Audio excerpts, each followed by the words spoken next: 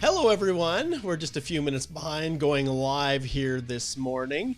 Alicia and I were just finishing up a new podcast, episode 138. It will be released today on the budget that was just released yesterday, the 2024 government budget. And within that budget, there's often a little bit of an indication as to what they're thinking regarding the future of immigration. So we welcome your thoughts on it. We welcome what you think the future is going to hold. Alicia and I have done a very popular video just recently on the future of immigration in Canada, which has had a pretty good response.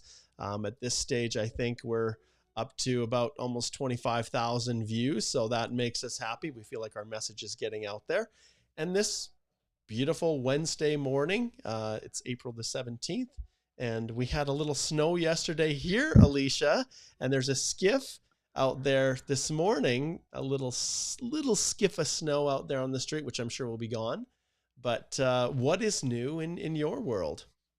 Yeah, we had quite a big dump of snow actually. It seems like about every 7 days or so, there's a little blizzard that's been rolling through in Calgary, and that's been a bit of a challenge. I think it was ice before it was snow, so everything was weighed down. And it was actually interesting, Mark. There was two young moose in our community yesterday, so Mm-hmm. they were out there nibbling on the trees, and everybody was walking too close to them to try to take photos. But those poor little moose there, I think they're yearling moose wandering around in the community right now. Yeah, looking for food, looking for something to eat, to leg it out till the nice willows start to come on the banks of the rivers. And oh, they love those willow buds. They love to eat those. I actually caught a moose back behind my in-laws' cabin out by Waterton on the trail camera, and I get little 15-second clips of the moose cruising by. And yeah, that's one of the beautiful things that I just love in Canada, Alicia. And it's really, I think it's across the country, but you know, even in Lethbridge, the city is full of deer. I went to my chiropractor yesterday. Too much pickleball. I've been playing too much pickleball. Now I've got a sore back and a little bit of sciatic pain, which I've never had before, which is new. I just can't do it in moderation, Alicia. I fell in love with it and I ended up playing like, I don't know, 14 hours of pickleball last week. Anyways, long story short, I went to go into my chiropractor's office, and there was a nice little buck there and two other doe that were sitting literally like 5 feet from the door, just chilling under the tree. And you could see his little nubbies where his antlers had fallen off, and he's starting to grow new ones. And it just, yeah, that's what I love about Canada, you know. And I could look right outside my door, and sometimes they're feeding, and well, sometimes they're feeding on our flowers, but that's a separate discussion. But just beautiful. So wonderful. All right, guys, I want to hear where you're tuning in from. So please give us a shout out. And as always, just maybe we can lay some ground rules. Alicia, do you want to, I'm always telling about the rules for engagement with us here. Do you want to lay some ground rules so people know how they can get their questions answered and kind of what our limitations are? Well, welcome. If you've never joined in before, this is the Canadian Immigration Live question and answer. Mark and I are both immigration lawyers, so we are practicing lawyers in Canada, and we have been practicing immigration for the last 20 years. So we are lawyers. We have our Holthe Immigration Law website. If you do want advice, please go book a consultation. If you want to have general legal information, that's what today is for. So we can answer questions that are hopefully going to be of the most benefit to the most people. So you have a good quality source of information. And we are going to choose questions, not everything, but something that we think is going to benefit the most people. If there's something where you're asking, should I do this or should I do that? Book a consult, because that's where you need specific legal advice. This is all about information sharing. So we are trying to answer those questions that tell you about what's going on with enough detail to give you insight. But if you need specific advice, reach out to us specifically, because it would not be professional for Mark or I to say, do this or do that based on a few lines that you're providing us in a chat. Indeed. All right, let's do some shout outs. So Camby is on a cruise ship in the Great Lakes. Excellent. VK is up there with you, Alicia, in Calgary, tuning in. We've got Henry Danger from Mauritius. Great. Thanks for connecting in, Henry. And Oh, Henry says I got a notification of interest in March. Well, let's see. I got my audio turned down. A delayed applause, Henry. A delayed applause. We've got Armin. Hello, Armin. How are you doing? Batman says he spent his weekend in Banff and Jasper. Lovely weather before the snow came. I think Batman got in and out. Let's see what else we have here. We've got Daniela, who's watching all the way from the Dominican Republic. Very cool. I would expect that it would be a little bit warmer there than it has been for Alicia here and myself in southern Alberta. All right, let's see who else we've got here that we can give quick shout out to. Daniela says, greetings from Central Africa and the beautiful Democratic Republic of Congo. Very cool. We love to hear when the people are tuning in, and it's probably a little bit later there, isn't it, Daniela? Maybe not too late. Depends on what side of Africa. All right, let's see who else we've got here that we can give some quick shout outs to. And let's see here. Okambi says, I cannot afford to miss your live guys. Always something new to learn from your knowledge. Always. God bless you. Thanks so much. We'll give Camby another round here. We've got Andrew, who's tuning in from Jamaica. Hello, Andrew. Dan is in Kenya. Very cool. Dan, I don't know if we have anyone from Ghana, but my good friends, Corey and Merrill White, we're serving a mission in Ghana for our church, and they are coming back just at the beginning of May here, and actually maybe even in a couple weeks. And boy, some of the pictures they sent, just such happy people. It's amazing, Alicia. We have so much here in Canada. Why, as a people, are we not more happy? Why are we not more grateful? Why do we not recognize how good we have it? It's really hard sometimes when you've got so many comforts of life, so many things that you are just so blessed with compared to others in other areas of the world, but yet they are the ones that are happy. And I guess we all have our views on that. But what are your thoughts, Alicia? I'll put you on the spot. Yeah, no, there's a fantastic book, and it's not super recent. It's an older book from Jonathan Haidt, and it's called The Happiness Hypothesis. And it's a fantastic analysis, and there's a whole bunch of studies to back up what are the key factors that tend to make people happy and what are the ones that don't. And generally, once you have subsistence level, more stuff doesn't make you happier, right? And so it's all about connection with people. It's about having a sense of purpose. It's about giving back to community. It's about, connecting with something or some force bigger than yourself. So all these things, Is the yeah, one the here, happiness Alicia? hypothesis, yeah, it's fantastic. It goes through kind of all sorts of different texts over the years, philosophical, and tries to do some social research, social kind of psychology research in terms of, does this work? Does this not work? And it takes it down by chapter. And it's actually, I found it very insightful. Very neat. There you go. See, we're promoting all kinds of things for a better world. Thanks, Alicia. So we've got Andy. Good to have you connecting in, Andy, over there in Ottawa. Let's see who else we have here. I think we're just about at the end. And I want to give a shout out to people that are tuning in on our different platforms. So Facebook has traditionally been not very fun to play with, but it's great to have Wally here. And Wally, it's very easy. If you click on the link in the description, it will take you over here to our firm website and all of the information. Let's back this up just a little bit so we can see a little better. When you go speak to a lawyer, you can see that all of our fees are laid out very clearly so that everybody can see. And so for a 25-minute consult, it's 315 Canadian. 50 is double that, and you can book very easily just by clicking on the link. Alicia, maybe lots of people say they look at this and they're like, man, you guys charge $300 for a 25-minute consult. Maybe you can just touch on the experience of people, like what it's like when they book a consult with us. And I guess I'll just highlight, if people have questions, they can check out the 162 Google reviews, and the vast majority of them leave those reviews after having a consultation with us. So we recommend that you go to our site and just go check out some of these reviews, that other people have had, attending the consults with us. So maybe you can just give people just a quick little overview, given the fact Wally had asked the question. Yeah. So because Mark and I have been doing this so long, we can ask the questions that are going to try to get at things that you might not even be thinking could be potential issues. But we also want to understand your situation. So we do have an intake form where we're going to ask you key information so you can provide it to us up front. You can also upload a key document for us to take a look at so that when you get on that consult with us, we're ready to go. We can very quickly try to get to the root of what's going on with your application and always ask you all those things that you might not be considering, that we're going to give you the advice that you need, not necessarily just what you want to hear.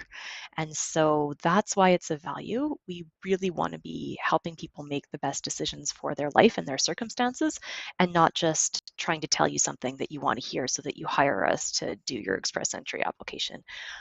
We honestly do see a lot of things that have gone wrong because people come to us having gone to agents or having done something wrong in the past, and then they got their application refused. So we have insight because of just the amount of time that we've been doing this. And the other thing I'll mention too is our fees have been about that a level for a very long time. And if you take a look, one of the things I wanted to mention today is a little news update. It's also in our newsletter that we've put out. Immigration federally, IRCC, has said, you know what, inflation is real, it's happening. We can't afford to continue to keep the door at these rate levels. And so if you take a look, be careful because those permanent resident fees as of April 30th are all bumping up. So keep in mind that we try to keep our rates about the same, but yeah, inflation is real. And if you are filing a PR application, make sure to go and take a look. Rate increases for IRCC are all taking effect as of April 30th, 2024. Yeah. So if you can get it in sooner, do it. One other thing that Alicia mentioned was our newsletter, and there should be a link in the description below for you to do it. But if you go to our website, and the website is holthelaw.com, that's the domain. But when you scroll down here, you can easily subscribe to our Canadian Immigration newsletter, and it's full of all kinds of things, including what we've been doing in terms of videos and the most recent updates. And you can see here, we've done, I did an episode on flag polling, and Alicia and I did another episode, like I said, that is really kind of taken off. Well, I did one on the surprising strategy to increase CRS, the future of immigration in Canada. Like I said, that one's about 24,000 views. And so we strongly encourage you to go back and take a look at those, as well as all of the content on the website itself. And if you go to blog and resources, you can see our blog and the Canadian Immigration podcast are other avenues. So if you're traveling and you can't watch and you want to listen as you're driving to work and you've got that long commute into the heart of Toronto, the Canadian Immigration podcast is a great resource for that. And lately we've been trying to do a hybrid approach where the podcast, we release that as an audio, but you can also watch it. And so the live Q&As, we are not releasing as podcast episodes. We tried that in the past, but it was kind of hard to follow because it's so visual, these live Q&As. But definitely you'll see that episode 138 is going to drop, which is all about the federal budget right here. That was released yesterday. And we basically pull out the high points of what is an over 400-page PDF document that covers all aspects of how Canadian tax dollars are going to be allocated in the coming year. So definitely go, if you haven't, once again, subscribe to the channel, please do it and share it. Let other people know about the YouTube channel and wherever you are tuning in from. So little overview, and thanks, Wally, for connecting in on Facebook. Okay, we got a few other little shout outs here. Edgar says, Pura Vida from Costa Rica. Excellent. We've got Yukong, who is tuning in from China. Says the weather's getting warmer with flowers blooming now. Oh, wonderful. That is awesome. We've got Crystal. Crystal is saying greetings from Lethbridge. Fantastic. Someone right here at home. Excellent. Amir says hello. Hi, Amir. Great to have you. We've got Geetha. Not sure where Geetha is. Amir is in Brampton. So, good afternoon from a basement in Brampton. Amir, one of the things that we talked about in our top 6 takeaways from the budget was a recognition that, of the stories of multiple people having to share the same accommodation just to keep costs down. And Okay, let's face it, when I went to school, I had roommates too, so that's not unusual, right? But stories of, 12 or more people, living in relatively small accommodations just because there isn't room or space. So hopefully our friend here, Amir, has a reasonable housing situation that's not costing him too much. Henry says, I normally tune in from Nigeria. Now I'm in Mauritius. Okay, great. We've got Stephen, who's in the US. Um, you, Jeff says, my kid is so excited hearing all the superhero names. We are watching from Surrey, BC. Hello to you. That's funny. Yes, we've got Batman and we've got Spider-Man, and yeah, it's all good. Andy says, thanks for the book recommendation, Alicia. Let's see what else we have here. Himanshu, hello, Himanshu. Good to see you again. And we have Banks Bond greeting from South Africa. Oh, we've got a really good group of people that are tuning in today. And Alphonse is also from Kenya, but currently in Winnipeg to visit my sister. Great. I wonder, is your sister living in Winnipeg, or is she attending the University of Manitoba, which is my alma mater for my law school? Let's see if we got any other shout outs here. Sahib, welcome. Good to have you connecting in. And I think we're just about at the tail end here. Let's see here. Derby says, I am excited to have received my provincial nomination for Nova Scotia. CRS is over 1,000, just waiting for an ITA now. Love your videos. You are very, very welcome, Derby, and congratulations. We'll give you an applause there. All right. Okay, I think we've kind of hit on everybody. And then what we'll do is we always go back and then we'll hit on the actual question. So Janolis left this one, Alicia, right at the very beginning. So we're kind of going back right to the front. And he says, I got my PR through FSW. My destination is Ottawa. My flight itinerary is landing in Quebec and bus trip to Ottawa, all included in my itinerary. Would it be a challenge if I land in Quebec?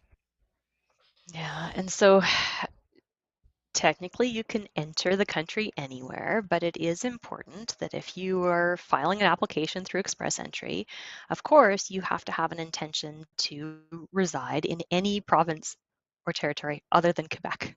So if they are concerned that you might be trying to settle in Quebec, then you're going to want to provide evidence that, hey, my destination is Ottawa. Here's the rental that I have set up in Ottawa. Here's the fact that I have the bus ticket. Here's the fact if you have anything more substantial in Ottawa, like family in Ottawa, or if you have a job offer in Ottawa, you basically just want to show that even though you happen to be entering through the port of entry in Quebec, you're not going to be living in Quebec, because otherwise they can start to ask questions about your intent under Express Entry, and that could be a problem if they think you're going to live in Quebec. Indeed. All right. P. Sai says, how frequently does the ONP human capital draws, how frequently are they conducted? Well, you can go right here to the streams on the ONP website, and you can see how frequently they roll these out. And it's pretty regular. You can see the human capital priority streams are here, the dates. So the most recent one, March 21st, they did a targeted draw there. If we go down to the French speaking skilled worker stream, it was back to January. Skilled trade stream, March. So you can go here and you can see when those most recent draws have occurred. And, it's probably, we're getting close to the time where I would expect they probably do another draw. But you can see that they are issuing larger numbers of notifications. So that's a pretty hefty number, 2,281 and then 2,104. And so the targeted draws are targeting specific occupations, and you can learn more about it here. But yeah, it's fairly regular. It's fairly regular. Okay. Here's a good question. Yukong says, my H-1B open work permit was approved with only a POE letter, I think is what he's talking about, since I hold a visitor visa. The introduction letter, is valid until June when my passport expires. However, I just renewed my passport. Should I expect an issue getting the work visa upon entry? So, Alicia, if someone has a visa approved and they've sat on it, like it's probably the case with Yukong here, and the passport is expiring, can a border officer issue that work permit for a duration longer than the passport? Or what what happens? And in this case, when you have a new passport that is not linked to the original visa, did they have the ability to issue the new work permit at the port of entry? And I remember asking Duncan about this, but what are your thoughts? Yeah, so normally the status document is linked to your passport expiry, and that's what's going to be what you had to input when you did the application. You had the passport number that you put in, and then that's tied and it's all coded together. Um, I have seen situations where people were able to get a new passport. They already had their document, and then they were able to, do a visa issuance to try to update the visa to go along with their document and their passport. But there are some moving parts here that makes it a little bit trickier to try to convince an officer that a new visa is going to be able to be issued to you if the application was under the old passport. Um, what what was your insight when you were trying to talk Yeah, to the well, border well, yeah, officers there, Mark? yeah. So I brought this question up with one of the border officers in Calgary, and he said, yeah, they have the ability to issue the work permit. But one thing I will point out always, the ability to do it and understanding how to do it if you're kind of a junior officer or someone that's just impatient and you just don't want to deal with it. We've seen all kinds of results, and it takes some effort to go in and to issue a permit, and to modify and change passport information, because what will happen is they will look at the expiry that's within the actual system, and it almost defaults to the expiry on the passport associated with it. So you could very well come and the work permit is issued for a few days. Now, there is a light, I guess, at the end of the tunnel, Alicia, because very recently I saw an update on the IRCC website that indicates people who were issued work permits to a shorter duration because of passport expiry have the ability to extend that time period when a new passport is obtained from within Canada. So, so either way, there is probably a mechanism in place to ensure you get, the full time on your work permit, but borders are unpredictable. They really are. Okay. Bless you. A little silent sneeze there. Okay, let's go through here and let's pull out a few more questions. Okay, VK says, would you recommend using a knock comparison chart for the Express Entry PR application? Heard that a lot of lawyers and consultants recommend it, but seems a bit try hard, too much to convince the officer. So I think what they're saying is you're going overboard, and officer's going to say, well, why are you fighting so hard to explain? Well, what's your thought Mhm. process on that, Alicia? Because personally, I believe I pioneered the process. So what are your thoughts on providing what we call in our Express Entry Accelerator our knock selection tool? Mhm. So it is so important to get the knock correct, to make sure that you are choosing the right knock based on what you think your job is and what your employer thinks your job is. And that's why we often use a knock comparison chart or the knock tool in order to make sure, okay, here's the lead statement, because I don't know about you, Mark, but almost always employers forget to put a lead statement or describe the overall activities of the job. They just kind of start with the bullet points, and then often they're just cut and pasting the bullet points. And that's also a no no, because the officer doesn't want to look at it and just say, well, this is just a regurgitation of what's on the knock itself, because they want to understand what you're doing in your job. And so it's very important to have not only the lead statement describing what kind of company, the activities that you do within that company, but also for you and the company to use your own words to describe how this bullet point relates to your job duties on a regular basis. So that's why we do use a comparison chart, or often recommend that that exercise is undertaken at least when you're getting your letters of recommendation, because then you know that you've done it correctly. Sometimes people have very straightforward jobs and there's very little room for interpretation. And in those cases, I don't usually have the client submit the not comparison chart because it just doesn't add anything.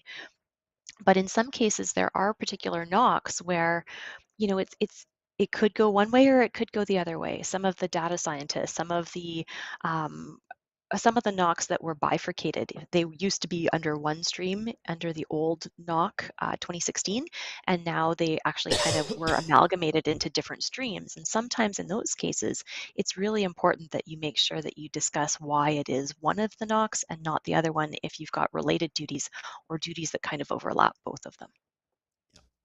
And I'm just going to pull up here. Nellie here asks a question specifically about NOC and how the letter should look and the matching of the duties. And I'm just going to flip over here just for those of you who have not looked at this. We're in a world right now, Alicia, where everybody feels that all valuable information is free on the internet. You just need to search hard enough to find it. And so when I tell people, you really need to take a look at the Express Entry Accelerator, the course, because it's going to not only save you time, but give you information and guidance that you can actually trust. And so when I look at what we've done in the course, and especially on the topic of the this criteria, the NOC selection tool, I should say, when you look here, module 2, module 3, module 4, all the way to module 6, and yes, these are all individual lessons. Within module 6, in the record of employment section, right here, not only do we have a very detailed video, it's 25 minutes long, on everything that you need to know about proving work history. And I'll be honest, and the development of the evidence essential for proving it. We have a ton of sample documents. So we've got our explanations and assistance and help here, but embedded within here, you can see all of these are sample reference letters. So the reason I put this overwhelming number of reference letters that all were approved and all were accepted, and all these people are permanent residents of Canada right now, we also included tools to help you and your employers. Like this is one we give to your employer, instructions on how to draft the letter so that it has everything you need.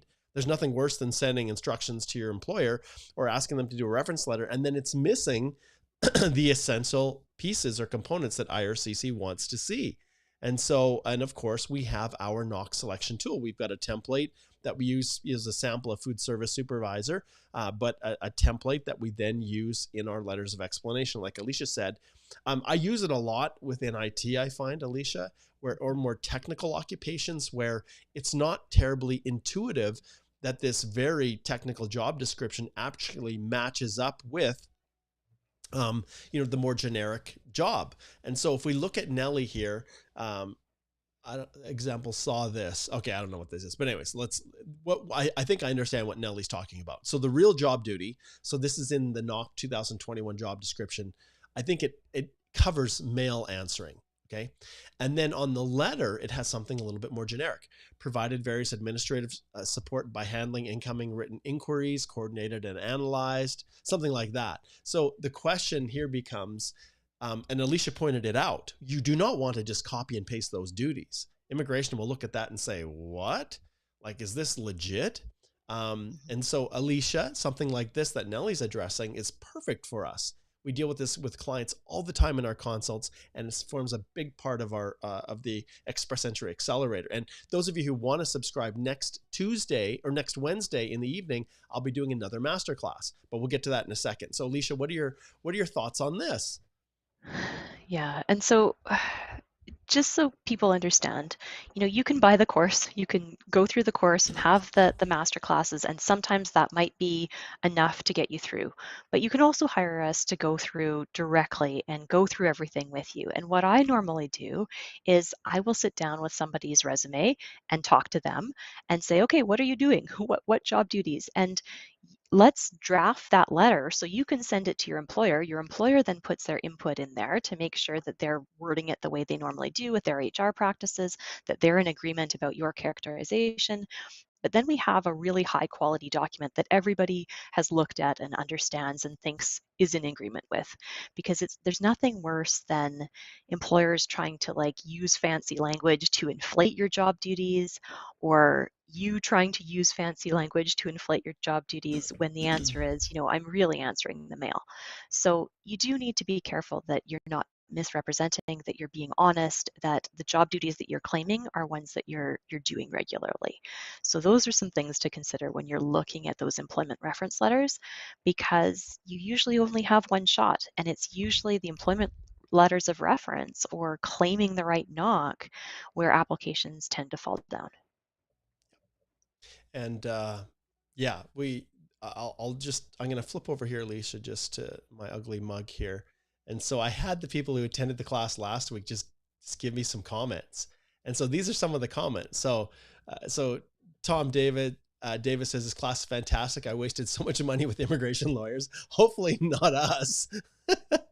And then the SOC spot, which I actually had a consult with them just yesterday, says you really go out of your way to help. You answered questions that would have cost me $250 US in a consult elsewhere. And Alicia pointed out something really important, because ultimately people will subscribe to the course and they will still realize that, hey, we just want the added assistance and comfort in retaining Mark or Alicia or Igor to help with our application. And so Anthony says, awesome source to legitimate information. Kudos to you, Mark, and the team. And so I won't waste time going through a whole bunch of these, but yeah, these are real people who just attended. And the beauty of the course itself is that when you subscribe, you get access to it for life, including coming back to as many master classes that you want to attend, which occur essentially every second and fourth Wednesday is kind of what we're shooting for.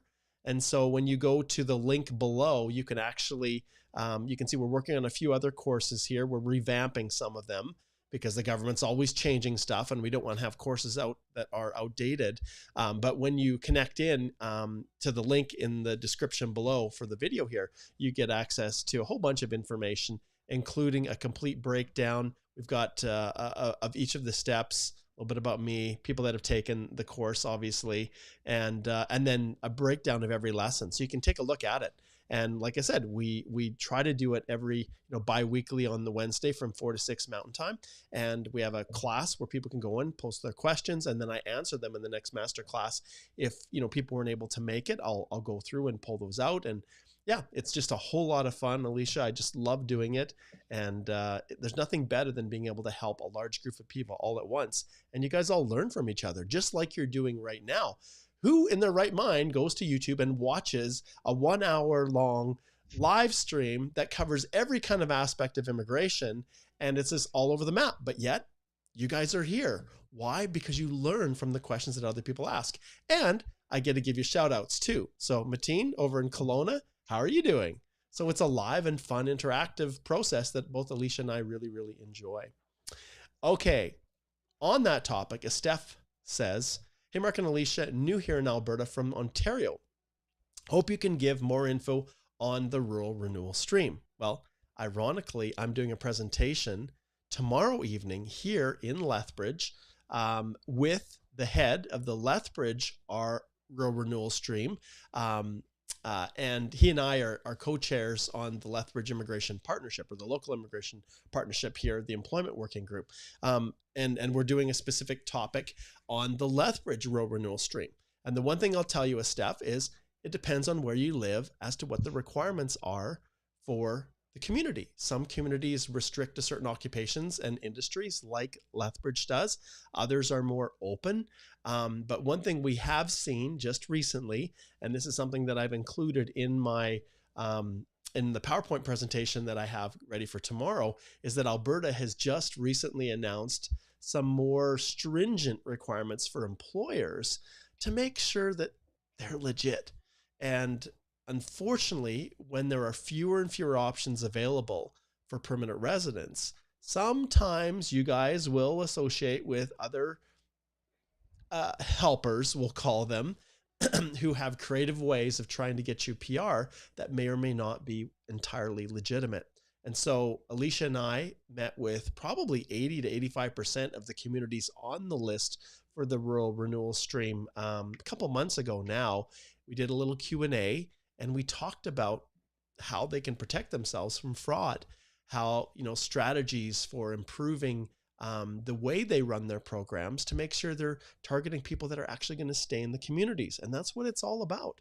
So yeah, as far as details on the rural renewal stream, it's a wonderful program. It gives communities the ability to target the people that they really feel will stay and help to bring their skills and their education and their talent and their, their good neighborly, involvement in the community and volunteering, all those kinds of things to make the place better. That's the beauty of immigration. That's the beauty of people from all walks of life coming to Canada. And to Lethbridge or Calgary is you bring all the wonderful things that you have and you make the place just a little bit better when you get here. So Yeah. communities are looking for people like that, right, Alicia? Yeah, and Steph, the key starting point, so go to the Alberta Advantage Immigration Program website, take a look at the rural renewal stream, make sure that you're looking at a community that's on the list. So it has to be one of the designated communities, and each community is in control of its own process, just like Mark said. So I'm helping an employer with a Lloydminster rural renewal stream application right now. So the employer has to go through, usually most of these communities require that the employer be vetted and approved through their program before they are going to be giving a community designation letter, a letter of support that then the applicant would be able to submit as part of their AAIP application. So that's kind of an overview of what happens. And I'm just trying to pull up because obviously this has become quite, we've been quite involved in this process. I'm trying to pull up the Seeds of Change Rural Immigration Conference website, but it seems to be a little tuckered out here. It's not coming up. But I will be, I think it's the 8th, May 8th, I will be in Brooks talking about the immigration aspects of the program as well. So this spring, there's been 3 opportunities here that our firm has had to try to help and share insight with these rural communities, which, you know, as a farm kid, I have a very, very close affinity to the small town life and everything that I can do to help these communities succeed with these programs. And yes, so rural renewal stream, thanks for asking that question, Steph. Definitely one that is very timely right now with all the other programs really, you know, struggling in terms of people that don't have very super high CRS for express entry. The rural renewal streams are not as based on human capital. They're more based on, you know, are you in an occupation? Are you working with an employer in the community that is who's willing to support you and believes that you will stay and make your home in that community? All right, we got a super chat here from Quasi, so we'll bump this one up. Quasi says, "Hi, Mark and Alicia. Can I claim work experience for a 1-year paid mandatory service job required by my home country? I was paid in allowances, stipends." Now, I'm not sure if service means military service or exactly what this is, but I can confirm, Quesi, that I did assist an individual who was a non-commissioned officer.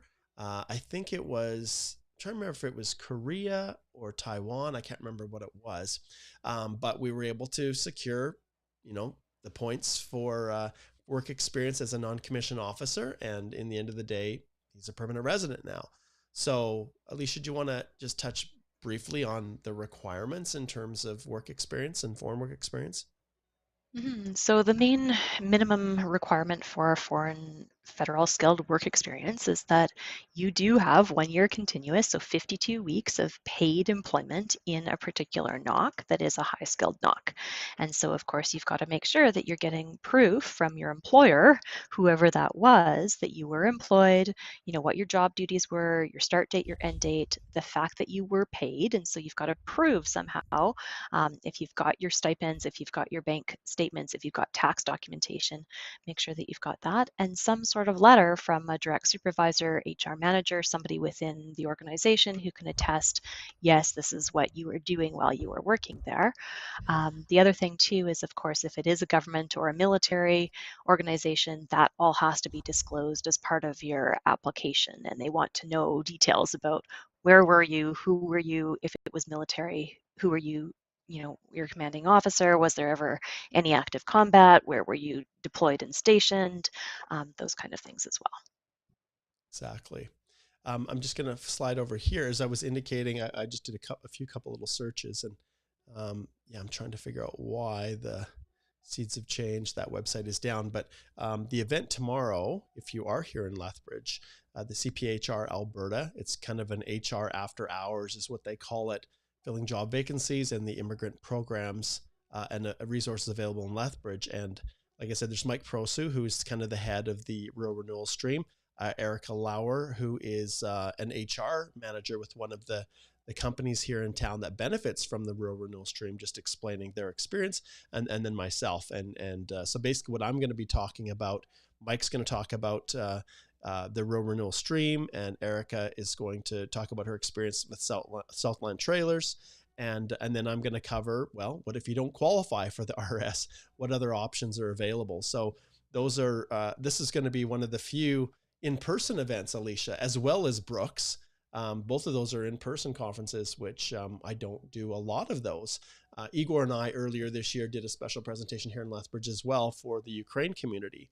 And boy, oh boy, that is one community that is going to be struggling with pathways to permanent residence, given the fact that the province doesn't have an increase in allocations for their program this year. It doesn't appear as such. They haven't officially announced that. Maybe they'll get surprised and get a little bit of an increase, but there really are very few pathways for Ukraine nationals on the QUET visas to transition to PR, especially because of the Alberta Opportunity Stream being suspended right now. And who knows what it's going to look like, right? We just don't know. Maybe they will do things next year that will, make it easier for Ukraine nationals to qualify. I don't know, but with only limited spots, there's only so much room to go around, right? Yeah. And one thing I did want to mention too is the programs are changing. The PNP programs are changing. So Alberta, of course, now has that increased fee. So if you're going to be submitting an application to the Alberta PNP, keep in mind that that application fee went from $500 to $840. That already happened as of April 1st. And there are changes afoot, especially in BC. So BC now is looking at totally revamping their international student stream and master's stream. And they're also looking at bumping up the language requirements across the board. And now for those student streams, probably the language requirements for next year are going to be CLB 8. So there are changes afoot. It's getting more and more competitive. Yes. Okay, this question is from Paula, and she says, I'd like to know if I'm the wife of a student working in a NOC 0 and experience abroad. I'm assuming that Paula is on a spousal open work permit here. I'm going to make that assumption, working in a NOC 0. My husband is also a system engineer. Are there any possibilities in express entry? And this one right here, Alicia, I'll just ring that bell. But do you want to address Paula's question there? Mm-hmm. So one of the things we're really proud of, we just revamped a little tool on our website. And so if you go to Holthe Immigration Law, we do have a CRS calculator, and this is new, and we're hoping that people are going to find this extremely useful. So keep scrolling down on our page and go to calculate your CRS score, and it's going to give you some real-time updates about what is your age, are you married, what is your work experience, what's your foreign years of work experience, how many years of Canadian work experience do you have, what are your language test scores, what are your spouse's language test scores, and what is their work experience in Canada? Do you have family members who are Canadian citizens or permanent residents? So all these things are going to be calculated in real time. So you can see Mark is putting in things just as a test, and it'll show you, here's what your CRS is, here's whether you're meeting the federal skilled worker minimum pass mark of 67 points on the different grid.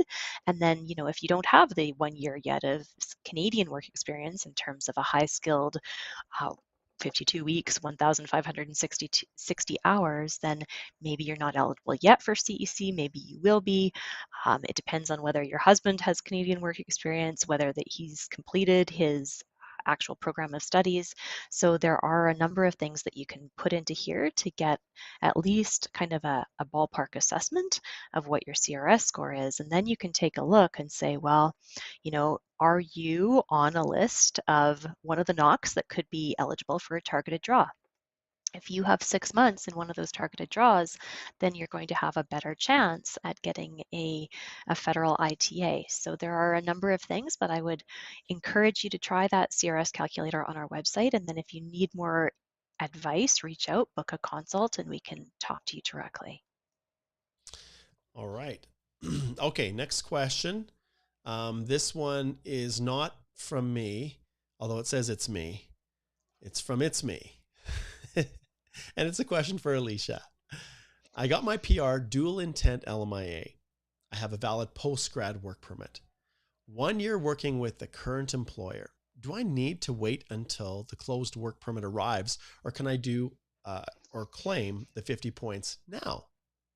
Mm-hmm. And so It's me. Take a look at the comprehensive article that I wrote about the three scenarios. But in general, what you want to be careful about claiming your 50 points on arranged employment until you actually are able to have that work permit. So if they do have the LMIA that's issued and you have the letter from the company and you have that work permit that says, yes, it's a closed work permit, it's tied to that employer, for sure that should be clear evidence that you should be able to claim those 50 points as long as the employer is also saying in their letter that they intend to employ you, to continue to employ you for 1 year after you get PR. So those are some of the things that you need to be thinking about.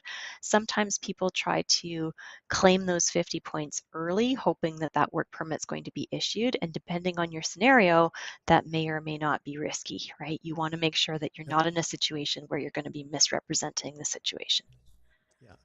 And I know, Alicia, I had this discussion with our good friend Tamara, and this was something I brought up. It was a person who was overseas who had been issued a dual purpose LMIA and then applied for the work permit, and a decision hadn't been made on the work permit, and they had a profile in the pool, and they were wondering, can I claim it? And I know from a regulatory standpoint, an LMIA is an LMIA is an LMIA.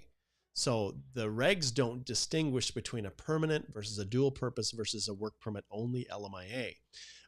However, as Alicia has indicated, it may be possible for you to update and claim it right now, but you do, in the context of being in Canada, there's a job offer associated with it, right? And you are typically going to be including that. And so you need to make sure all of your ducks are in a line. And I would never proceed forward with PR without submitting the work permit application. So that's my position. So if you're claiming the LMIA points, okay, you understand, make sure you've got everything else lined up properly. I would argue you could probably do it, but I wouldn't just ignore the LMIA work permit and just stay on your postgrad. I would actually take steps to transition. That's my feeling on this, because at any day, if you don't proceed and the application isn't finalized, if ESDC feels like you're not actually intending to use it, and it expires, well, you no longer have that LMIA supporting the issuance of the work permit, and IRCC could take the position that maybe it's not valid also for PR. Now, I know that's a stretch, and we're talking about the real fringes here, but I would be careful. So that's my opinion on it. I'm sure other people would say it's no big deal, you don't need to apply for the work permit. But Alicia and I, we do not drive our wagon wheel right on the edge of the cliff. We like to stay closer away from the edge so that we don't fall off.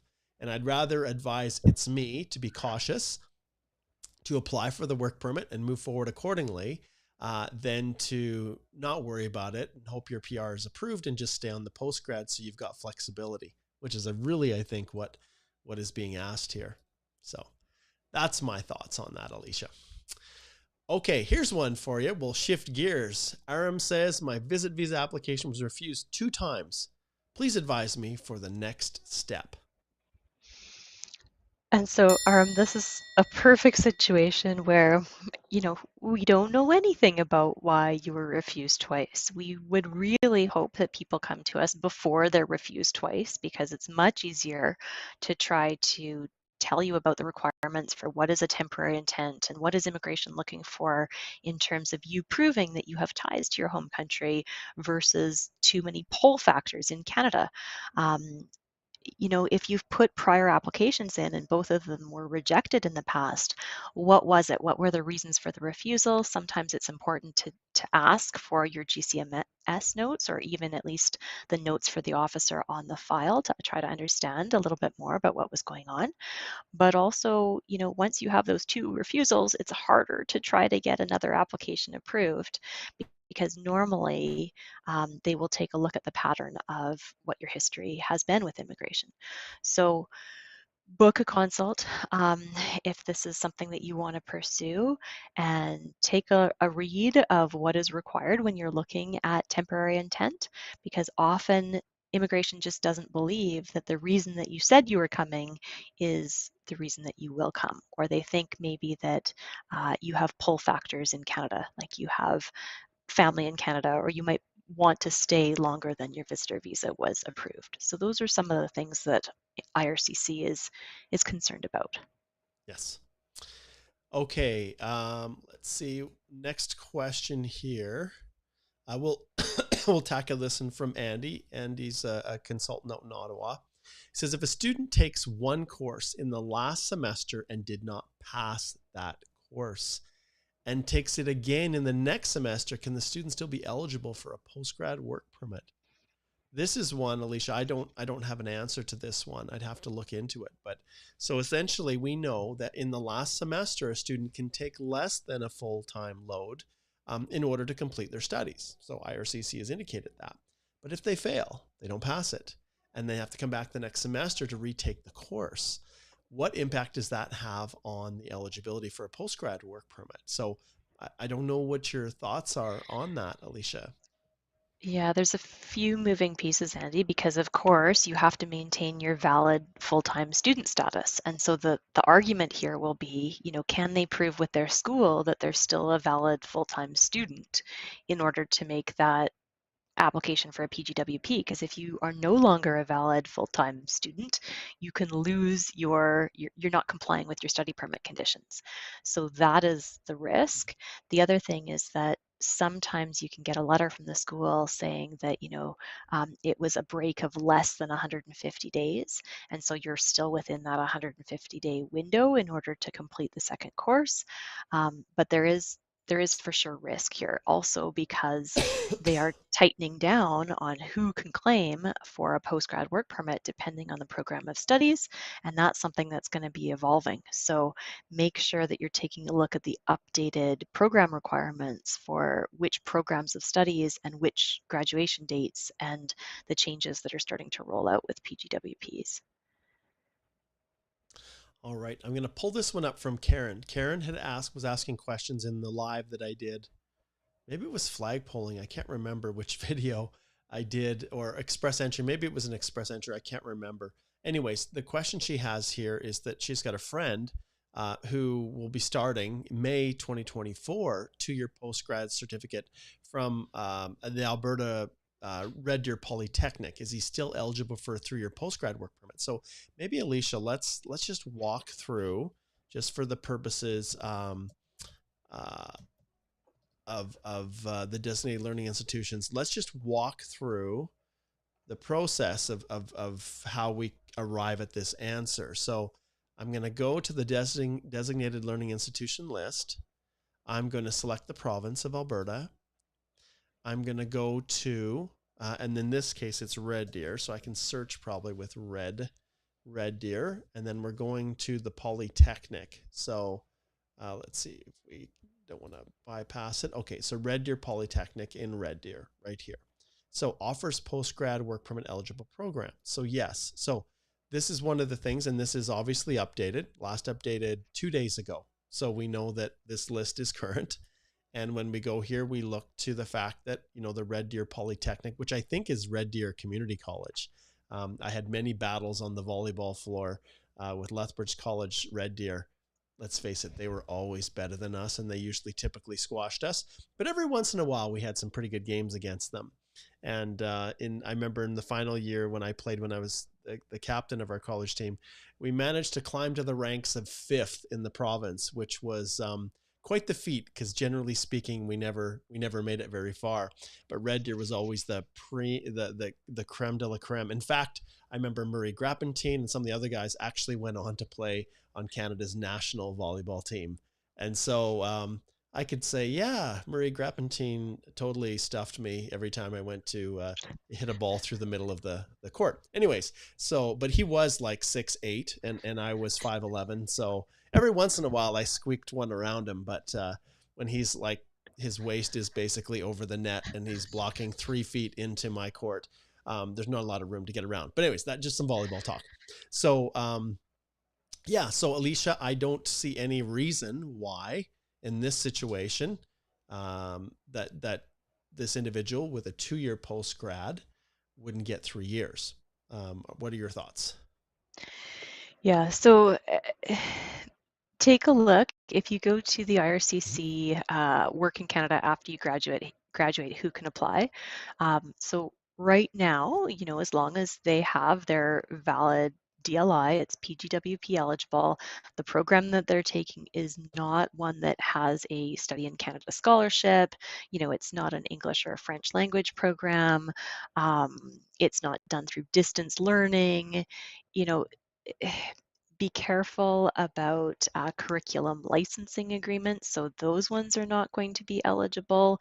So there are a few things that your friend has to double check. Yes. So if we go here, you can see starting February the 15th. So students who graduate from masters, blah, blah, blah, blah, blah, they may be eligible for 3-year now. Before they weren't, but that's one benefit for master students. But if you go down here for all other programs, so if the program was 2 years or more, we may give you a post-grad work permit that's valid for 3 years. And so, it meets at this stage. The Red Deer College does meet the requirements, and this website is where we go to find that answer. There's the DLI, and it does say it offers post-grad eligibility. But Alicia, are there other factors that you would look at or consider? Yeah, just because there are a few cases, Mark, where Mhm. even if the designated learning institution is on the list, it says it Yep. does offer PGWP eligible programs. Yep. However, certain schools can offer some PGWP eligible programs and some that are not PGWP eligible programs. So be very careful. Just because the school in general does offer some programs, there have been some cases where the school said, hey, usually we offer PGWP programs that are eligible, but your program isn't eligible. And you Yep. did that program. And therefore, when you went to apply for your postgrad work permit, you weren't eligible. And so just be aware that there is still some risks. You still need to go back to your student liaison or your college and say, is this program at the school eligible for a PGWP, or is there anything that I should be aware of that says that it's not PGWP eligible, even though the school in general offers some programs that are eligible? So that's Yes. just one extra step to take to make sure. Indeed. And I just went here generally and just pulled this up. And you can see here that this is a yes for Alberta Bible College, but then there's a detail section here. So if you click on the details, see what comes up. It says you are eligible for a postgrad work permit if you complete one of the degrees below and you meet all other postgrad work permit criteria. So essentially, these bachelors here are PGWP eligible. You're not eligible if you complete any other program at this school. So watch for that little qualifier, and if there were restrictions on the program, say for Red Deer, like we said, we'll go Red Deer again here, and we'll just go back to Polytechnic so you can see no obviously is a no. So you might be able to get a study permit for the Academy of Learning, but you're not getting a postgrad work permit if you're going to Red Deer. Okay. If we scroll down here, and you can see lots of no's, there's Red Deer Polytechnic, and it has a yes. So when it says yes, I absolutely 100% agree with Alicia. You want to confirm and make sure and get it in writing. Okay. That's super important because it's your protection. But from the standpoint of the IRCC website, this suggests, once again, nothing is absolute, that there are no restrictions on the program of study, provided it meets the 2 years or more. So in order to get the 3 years is what we're saying. Okay.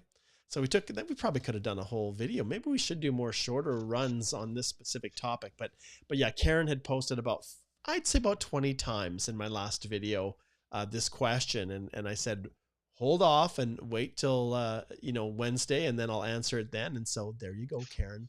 I'm a man of my word. All right. Well, wow, our time has just zipped fast, so fast. I'm just going to pull up a few little quick random ones here. This is a shout out to Ayan, and I agree. Like if I could have some kind of sad music, I would pull it up. So Ayan says, after the pandemic, we the cleaners are forgotten. They forgot how we keep places clean while we risk our safety like the hospital personnel from Quebec. You're right. I hear you, and we acknowledge you, and we thank you for all that you did. And it sucks because there is not room for everyone to obtain permanent residence. With the levels plans that the federal government has established, they pick winners, and there will be some people that won't make the cut. And the TR to PR pathway was one of those pathways that was opened up for a very, very short term, a race to file for individuals in your situation. And for those who continued that weren't able to meet the eligibility, yeah, my heart breaks for you. And we get it. You know, Alicia and I'll be honest, Alicia, I'm glad I'm not the one making the decisions, because it would be really hard. It would be hard for me not to open up the borders and, you know, open up the levels plans and just invite everybody to, you know, who are like Ian here, who made huge sacrifices. Yes. Okay. Okay. This is a follow-up, Crystal, the one we've already pretty much answered, which was, can a new passport information be submitted after the post-grad application is submitted to try and get the maximum time? So can you catch it up? If you submit your post-grad just so that maybe you can start working sooner, but your passport, you need to renew it. You get it renewed. It's taking whatever, 100 days.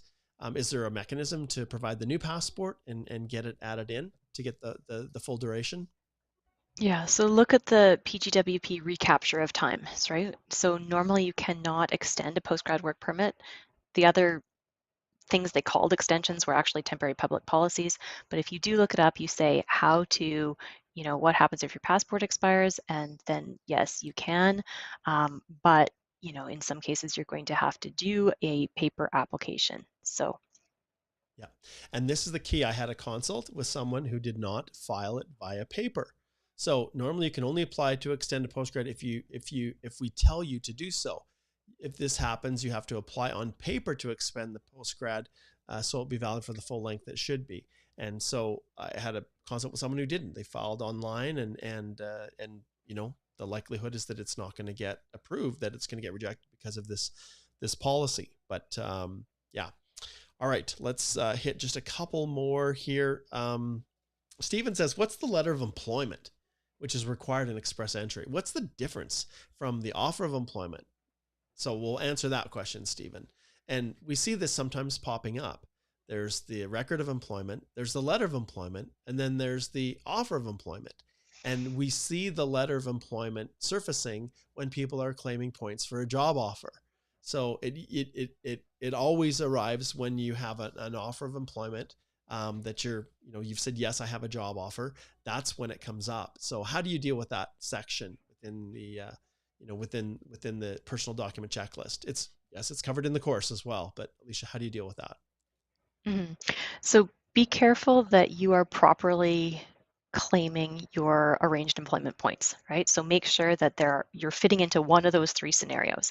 And if the scenario is that you have already worked for that Canadian employer on an employer-specific closed work permit, then you need to show, yeah, I was working for that employer for at least 1 year, 1,560 hours, 52 weeks full-time, for that employer. And so the letter of employment is going to say, yes, we confirm that Stephen was working. Here was his start date. Here was his end date. Here was his job duties. Here are all the activities that he did, and everything's matching with the NOC. And it was a high wage or a high skilled occupation. And here are the wages and everything else. The offer of employment normally needs to be a going forward new offer of employment, saying that they are going to continue to intend to employ you 1 year after PR. And so a lot of people miss this, and they just try to use their old fact that they were employed to try to support arranged employment. And that's often where people are going to lose their 50 points. And that can make the difference, of course, between getting your PR and not getting your PR. Another very frustrating example, consult I had with some, and this is a perfect example for you guys to understand how the consultation process works for Alicia and I and Igor, and how we are not driven by money. Okay. So the consult said, we want to hire Mark to do our express entry application. Great. And I'd actually met with these clients previously. We had a discussion. They'd received an invitation to apply, super excited, out in Nova Scotia. But then after further investigation, I realized that the person was on a closed work permit, had been working for the company for at least a year. So on the surface, had the availability of a job offer through I guess option 3 within the 3 ways you can get points for job offers. But after further investigation, he did not actually have the support of the company. So the company, if an officer would have gone to them, they had a policy of not supporting PR. Now, he was hoping maybe he could use a supervisor or immediate supervisor or someone that could do a letter for him or provide some other evidence, such as what Alicia just finished explaining, using a work permit support letter, which, I'll be honest, these companies drive me freaking nuts, because ultimately they've just finished submitting through the employer portal a job offer that said, what's the duration? We want to employ this individual for 2 years. And the work permit was, the extension was just recently issued. And so when it comes to job offers, companies have to say, we will have a job open for this individual for at least 1 year after they become a PR, which is that sentence that we want to see in the letter.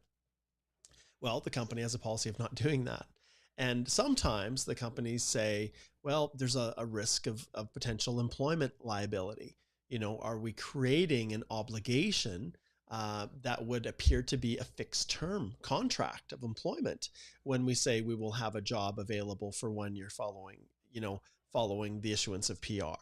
Does that create, an implied fixed term contract that then if we let them go, they could sue us essentially for wrongful termination and request a full year's pay? That's really what it's kind of at the foundation of it. Now, the risk of that, I'm sorry, is extremely low, and your creative employment lawyers can craft agreements that meet immigration and the company.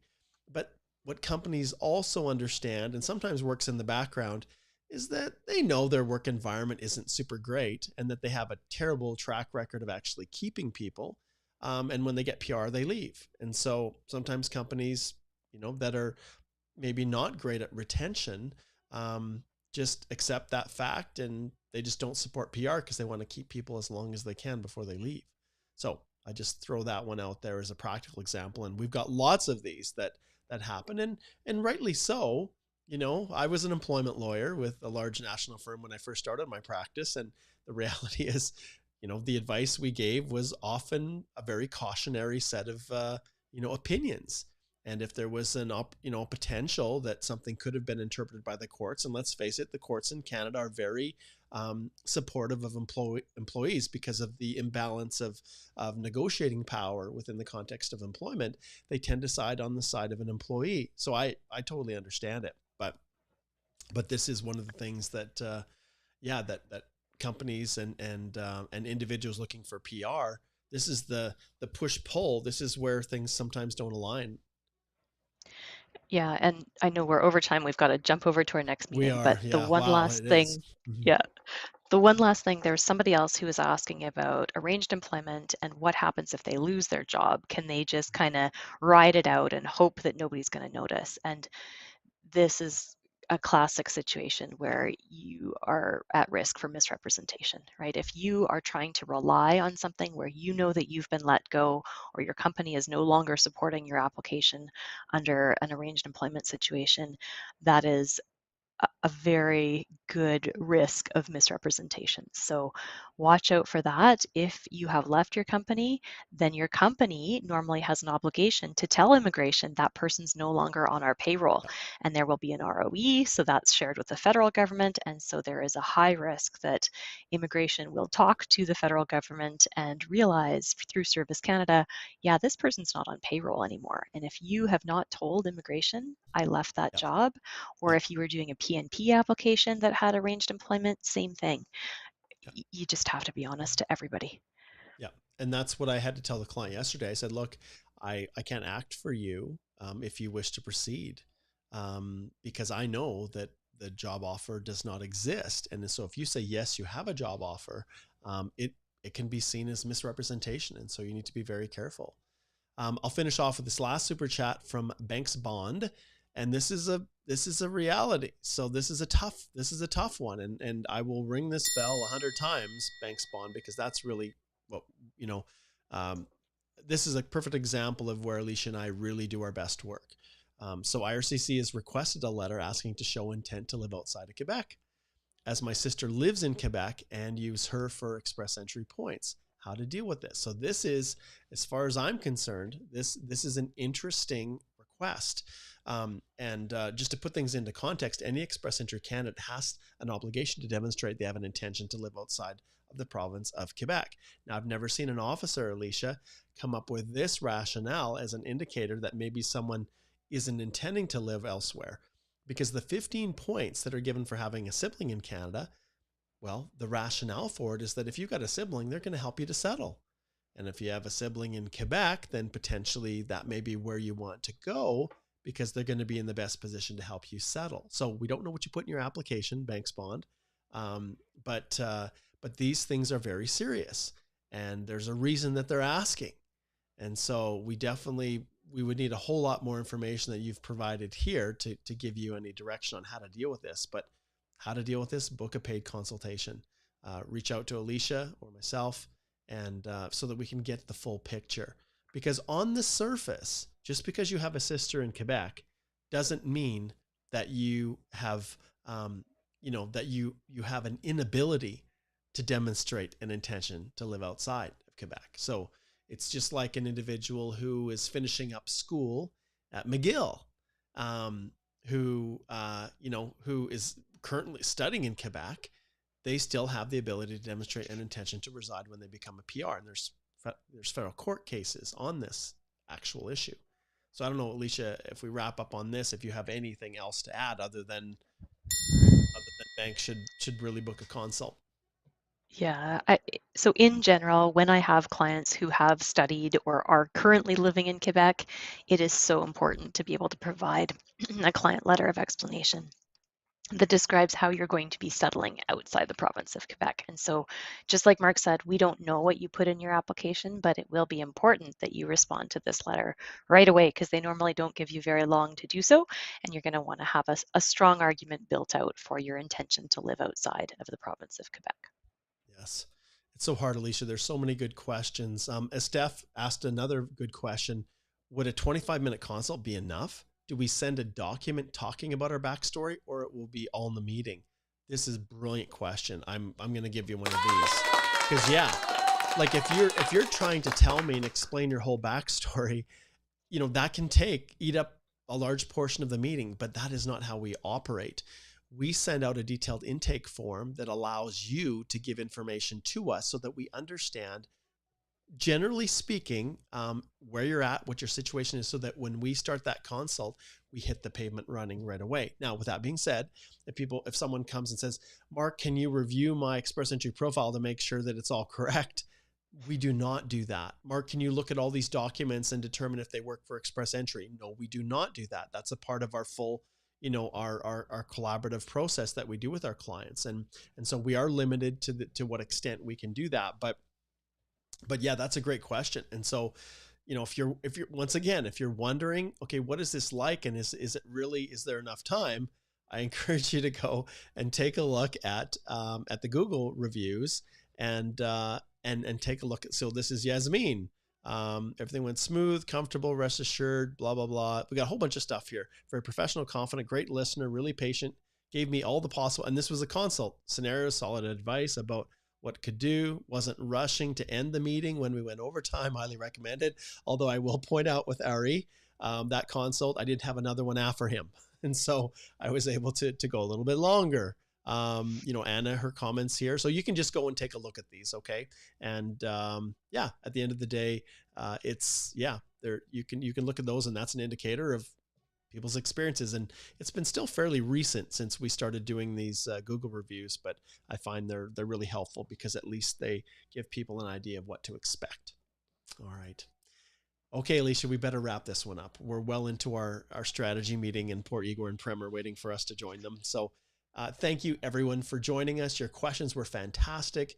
We try to come back every week from 10 to 11 Mountain Time on Wednesdays to do this. Make sure, if you have not subscribed to the channel, subscribe to the podcast, either iTunes, Spotify, wherever you listen to podcasts, because we're dropping episodes all the time. Alicia and I have another one coming out on the 2024 budget that will be released today. I'm just going to try to get it out as soon as I can. We want to thank our sponsor, which is Journey Business Plans, who has been with us for a long stretch here, and we're very grateful for their support of the podcast and all that we've been doing. So thanks to Journey Business Plans. And yeah, at the end of the day, we are here to help and assist in whatever way we can. And we wish all of you guys the very best as you try to navigate this crazy world that we call Canadian immigration. Take care.